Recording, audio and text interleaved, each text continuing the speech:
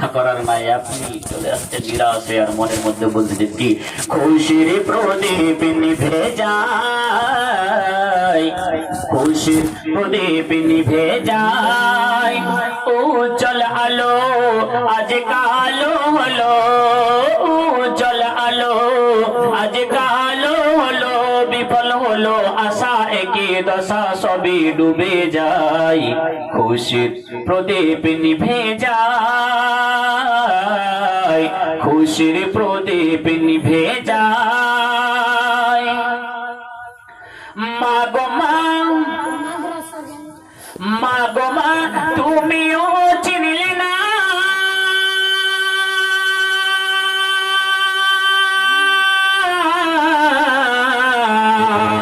আজকে আমার আপন কেউ আর হলো না,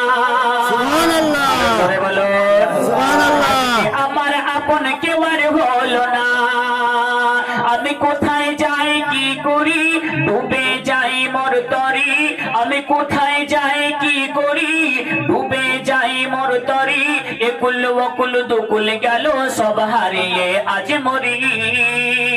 ও আরশে আলা তোমার একই খেলা, ও আরশে আলা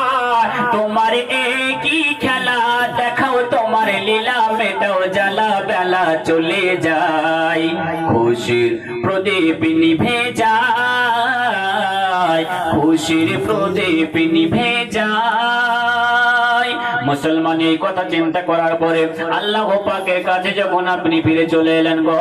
আসার সঙ্গে সঙ্গে মহান আল্লাহ পাক যখন আপনাকে আমাকে জিজ্ঞাসা করবেন বান্দারে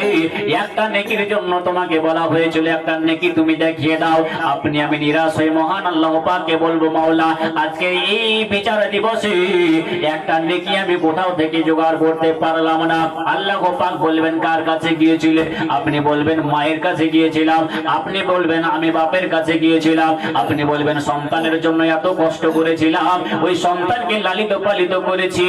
ওই সন্তানের কাছে গিয়েছিলাম একটা নেকির আশা নিয়ে, আমি আমার বিবির কাছে গিয়েছিলাম একটা নেকির আশা নিয়ে, যে বিবির জন্য মাকে পর করে দিয়েছি, যে বিবির জন্য আমি ভাইকে পর করে দিয়েছি, যেই বিবির জন্য আমি আমার আব্বাকে পর করে দিয়েছি, সংসারের মধ্যে এত মশাংশি আমি করেছি,